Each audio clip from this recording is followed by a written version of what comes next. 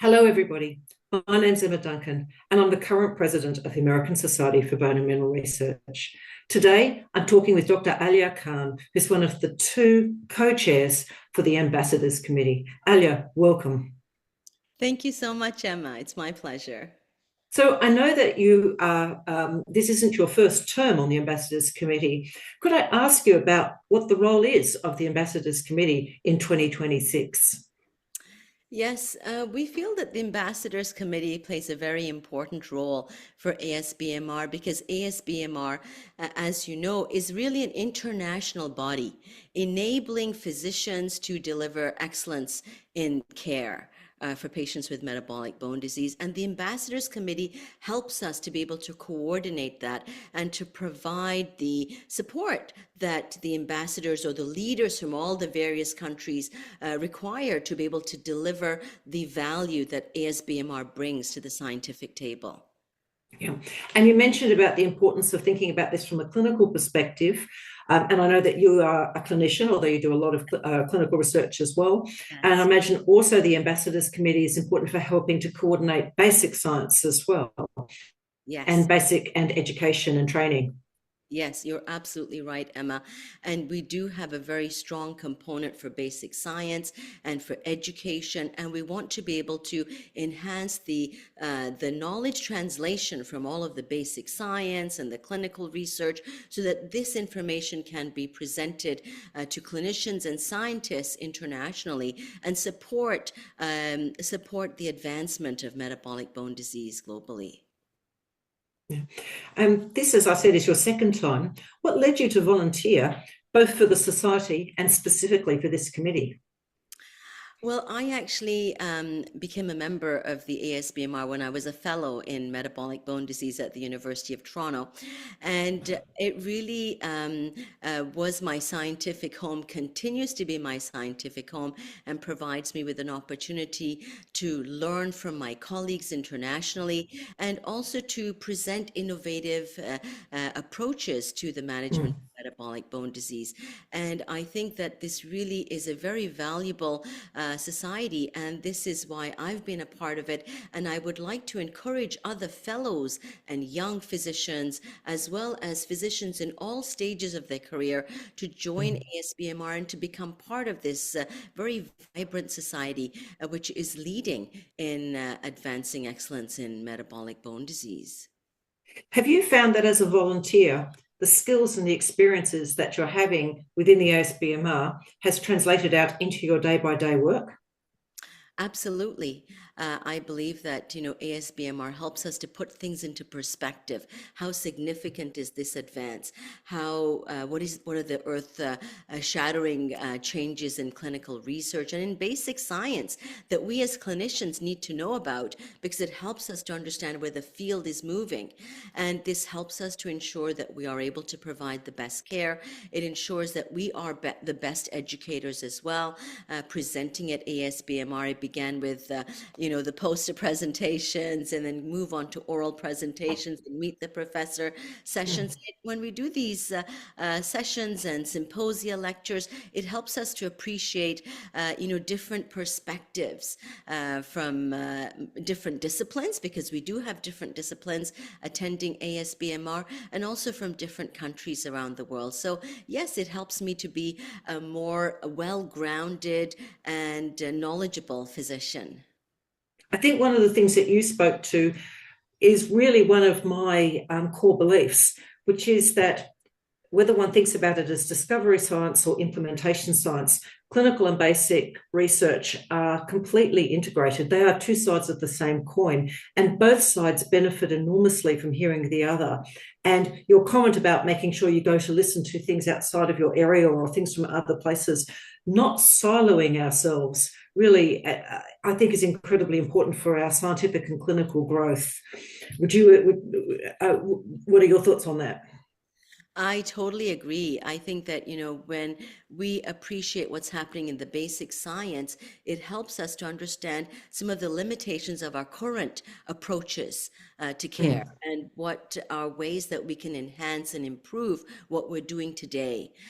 Because it helps us to be more forward thinking and expands our understanding and our horizon. Okay. And thinking about you, Aliya, to expand the understanding and the horizons of our ASBMR membership about you, what is something that you would like to share about your life outside of work and outside of the ASBMR with our broader membership? Well, I'm looking at that beautiful picture behind you, Emma, and it reminds me of my biking trip. I love to bike, and I went cycling in New Zealand, and I did the Alps to Ocean tour, and Wow. it was amazing to be in such a beautiful place, and it was just, phenomenal. And so that's one thing that I like to do outside my science and my official responsibilities is I love to cycle.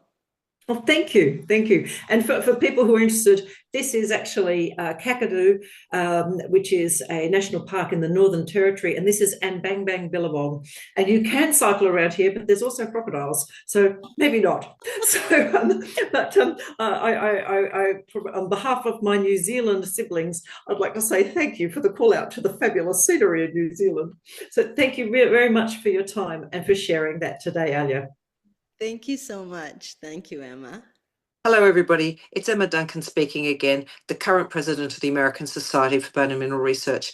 And today I'm speaking with the other co-chair of the Ambassadors Subcommittee, Dr. Kate Ward. And Kate, it's a pleasure to have you with us. Thank you, Emma. It's a pleasure to be here. So we've already discussed with Aliya what the role of the Ambassadors Subcommittee is. So rather than reiterating that today, could I ask you instead to reflect upon your role as a chairperson for this subcommittee compared to your role on council, where I know you previously served, and how those different roles interact and intersect within our professional society? Sure. I was on council 2017 to 2020, and then I've been the co-chair of the ambassador group, I think now for 5 years. I'm in my fifth or sixth year. The main difference for me has been that council is really where the decisions are made.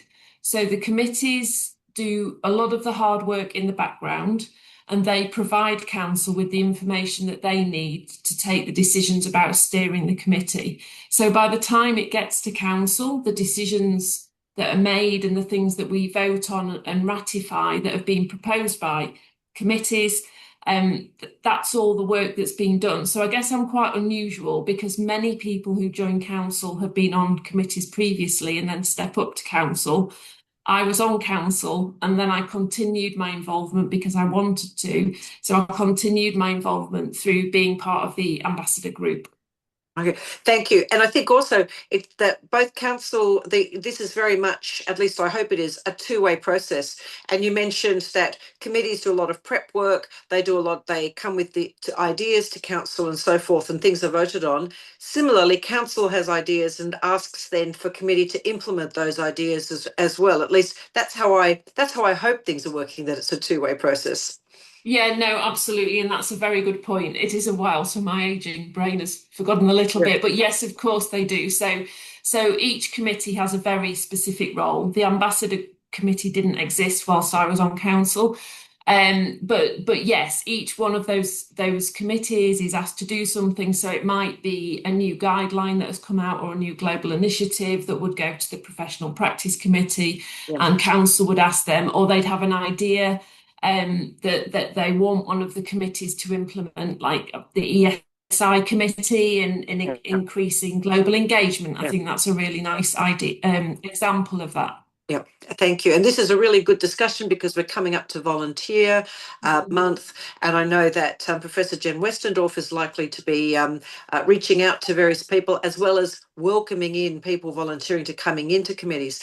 What's been your experience? I mean, you've mentioned now after 10 years in terms of how volunteering at ASBMR has played out in terms of your day job. Yeah, I think firstly, I guess it's good to reflect on why I've volunteered and really ASBMR's been my home, which I know a lot of us talk about. It's, you know, the home of research from a global perspective since I think I joined in 2001 as a new investigator, and that's followed my career through. And now I'm Professor of Global Musculoskeletal Health, so part of my vision and part of what I do in my day job is to improve access, capacity build and train across the globe, but really focusing on Africa. So I think having my ASBMR roles, it's taught me a lot about management and committee management and how societies run. And that's very different to our day jobs in terms of university. But it also has helped me learn about international collaboration and more formal committee processes, such as more of the legal processes. Yeah. And I think they're the two key things, really. Learning about giving back. I think it's invaluable to sit on committees either as an early stage career, mid stage, or later stage. I think being able to shape societies is a really fortunate opportunity, and I think that really does help you when you then go and sit on committees in your own institutions or in your day job. It gives you a different sense and a different perspective of how to deal with people and communicate. Thank you. So this sort of brings me to my next bit, which is to ask you about outside of work. You know, what do you like to do outside of work that you'd like to share with the ASBMR community? What would I like to share? This is the hardest question. It always is. Yeah. I'm going to talk about my dogs because I think that's something we have in common. And so I'm the proud dog mother of a golden working cocker spaniel called Stanley, and a little rescue springer called Bee, who are the lights of our lives. They help me. They give me headspace in the morning. I love walking them. The energy that they give me, and really that being outside, I absolutely love as well, with or without the dog. So I think. That's one of the activities I like to do in my spare time.